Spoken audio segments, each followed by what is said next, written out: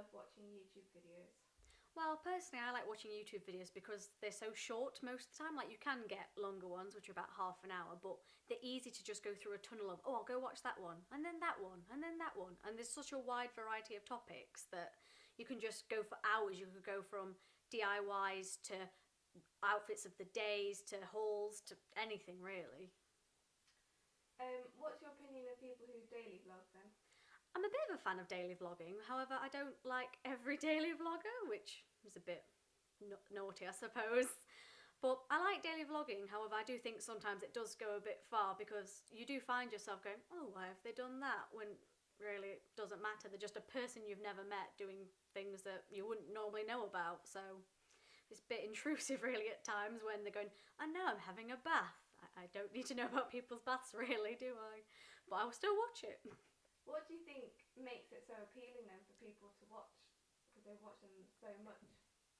I think it makes people, like YouTubers tend to get like a lot of celebrity culture around them. It makes them seem normal again. And you can go, oh, so-and-so went to Waitrose. Oh, I shop at Waitrose. Or, oh, they've got that pillow. I have those pillows. And it can make it seem like they're closer to you than they really are because we know so much about them, but they don't really know much about us. And I think it gives some people a false sense of friendship.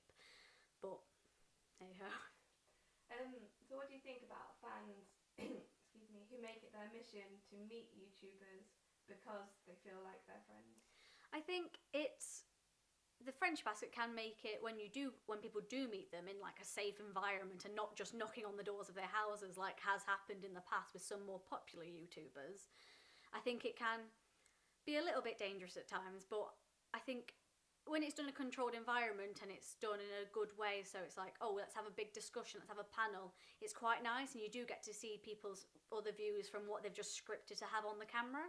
But if they're just like coming up to people in the streets, I think they're put a bit off because it's like, oh, I don't know you and you've just appeared and you want to hug me and you want to be on me. So you've been to a YouTube event called Summer in the City. And Yes. what was it like at Summer in the City? It was very good. I've personally very much enjoyed my time at Summer in the City because of how I chose to experience it. However, as you walk around, you do have people like me who have no ideas of ever meeting any of these people. You just want to go to the panels, learn a bit about talking, like we went to a women in YouTube panel and just fun things like that. You got to see people performing. It was wonderful. There was lots of talents mixed. But I think there was a lot of very upset people. I saw a lot of very younger fans very upset because they couldn't go meet Dan and Phil or they couldn't meet Zoella because there was lines and tickets had to be given out for these meet and greets. And some people got so mad that they couldn't meet the one person. The whole event wasn't for them a big community event. It was, I have to meet insert YouTuber. And for a lot of them, because they didn't, because it is such a high demand thing, it was very disappointing for them. So I think Summer in the City, you get out of it what you expect to get from it, really. If you put high hopes on it and it doesn't meet those, you're going to be very distressed. Whereas we didn't put high hopes on it and we very much enjoyed ourselves because it exceeded our expectations.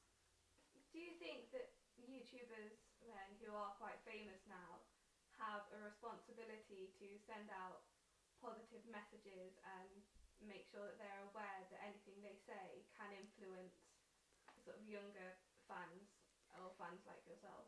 I feel like, I know these people don't sign up to be a role model. A lot of famous people will say, I am not a role model for people, but they have to understand that when you are reaching such a wide demographic and we are reaching such young, naive people, which some of them are, some of their fans may be as young as 10, 12, that they are going to have an impression on those people, that their views are going to have effects on them, whether they like it or not. It's just a fact of life. So I think they do need to understand that if they start saying, oh, I personally am a racist or I am anti this or that or anti-gay, they need to understand that there are some people out there who are going to go, well, so-and-so thinks like that and I look up to them, so that must be acceptable, even if maybe the opinions and the views aren't. So I think they do need to also, they can also use it to raise awareness for certain things that should be raised aware to, like, I don't know, that everyone is equal and those sorts of things, and mental health, and they have the ability to get rid of stigmas. And I think they need to realise that, like I've already said, that the viewership can be very naive. Not everyone is a 30-year-old or a 20-year-old, and not everyone has their own ideas perfectly formed. I think that those YouTubers who daily vlog are more likely to have the issues of their privacy being breached because they are showing people into their everyday lives. I think so, because you can say, oh, I know what Velvet Ghost has for breakfast, or I know what Velvet Ghost's favourite dinner is. And they do show it. Like, you will see, it's also, daily vloggers tend to take themselves around. They sometimes find it boring to be in the confines of their house. They'll go out, or they'll go, oh, I went to Covent Garden today, I went to Northampton Church today. And when they do show where they live, that is bringing danger, because you're always told, don't give people your address, don't put this, and that's just common knowledge for everyone not to do online. However, they kind of lose some of that by showing us in the areas that they live, so that people have in the past figured out where YouTubers live by just going, oh, I saw that out their window, or they went past that door, I know where that door is.